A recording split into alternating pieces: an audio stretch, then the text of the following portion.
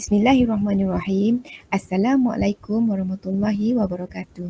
Saya Sanita binti Mak Saad, nombor matrik CGS 02216534, Program Master of Early Childhood Education, kursus Early Intervention Theory and Practice, akan membentangkan tentang program intervensi kanak-kanak berkeperluan khas. Okey, perkhidmatan intervensi awal ialah istilah yang digunakan terhadap sokongan dan perkhidmatan kepada kanak-kanak yang mengalami kelewatan perkembangan atau keadaan kesihatan yang boleh mengganggu perkembangan kanak-kanak. Misalnya, kanak-kanak yang mengalami kecacatan semasa kelahiran atau dikesan mengalami kekurangan upayaan seperti sindrom Down, palsi cerebrum, masalah penglihatan dan masalah pendengaran. Suatu perkhidmatan intervensi awal bergantung kepada penilaian keperluan kanak-kanak dan keluarga. Misalnya, kesediaan anak dari segi perkembangan, faktor kesihatan anak juga akan diambil kira seperti adanya sebarang alahan dan lain-lain penyakit. Perkhidmatan intervensi awal yang lazimnya diterima oleh kanak-kanak dan keluarga ialah terapi pertuturan, terapi cara kerja, fisioterapi, permakanan dan lain-lain. Intervensi awal berlaku sebelum kanak-kanak mula memasuki alam persekolahan. Pada ketika ini, fokus intervensi awal adalah untuk meningkatkan perkembangan anak dalam pelbagai aspek seperti kemahiran komunikasi dan sosial, fizikal pengurusan diri, pengurusan tingkah laku dan pra-akademik. Intervensi awal ini melibatkan beberapa permasalahan kanak-kanak iaitu masalah pendengaran, masalah penglihatan, ADHD, sindrom Down dan palsi cerebrum. Intervensi yang pertama ialah intervensi berkenaan dengan masalah pendengaran. Terdapat dua intervensi yang digunakan iaitu sesi terapi pertuturan dan sesi terapi pendengaran. Sesi terapi pertuturan ialah sesi terapi yang mana pegawai pemulihan perubatan pertuturan untuk membantu keluarga supaya lebih memahami kehilangan pendengaran kanak-kanak dan ia dapat membantu meningkatkan perkembangan bahasa dan kemahiran komunikasi kanak-kanak. Manakala sesi terapi pendengaran pula adalah dilakukan oleh pegawai pemulihan perubatan audiologi yang menilai, memilih dan mencadangkan alat bantu pendengaran pada kanak-kanak yang bersesuaian.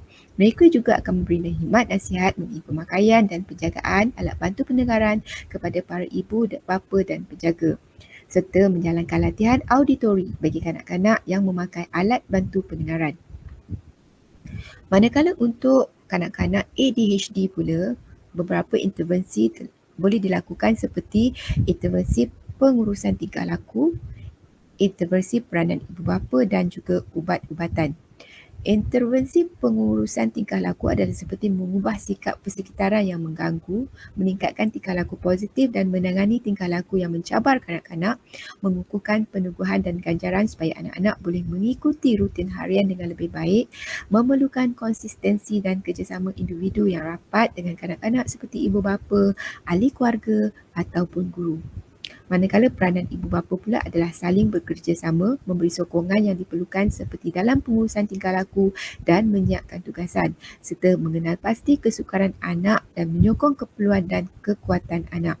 Manakala ubat-ubatan pula adalah kalangan anak-anak ADHD yang memerlukan ubat-ubatan untuk membantu meningkatkan tumpuan dan tingkah laku positif, serta pemberian ubat hanya boleh dipersepsikan oleh doktor ataupun pakar psikiatrik sahaja.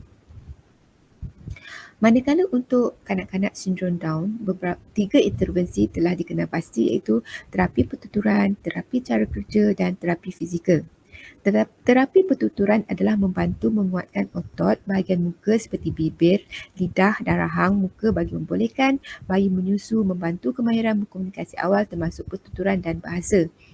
Terapi cara kerja pula adalah menggalakkan kanak-kanak berdikari dalam kemahiran adaptif atau pengurusan diri seperti makan, latihan ketandas dan berpakaian. Terapi cara kerja juga membantu kemahiran pra-akademik dan motor halus kanak-kanak.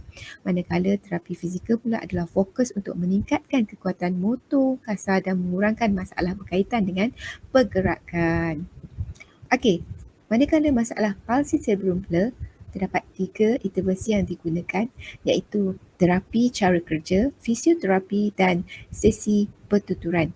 Okey, terapi cara kerja adalah mengenal pasti kemahiran asas seperti sensori motor, kognitif, pengurusan diri, kemahiran pra-akademik, bermain dan psikososial kanak-kanak.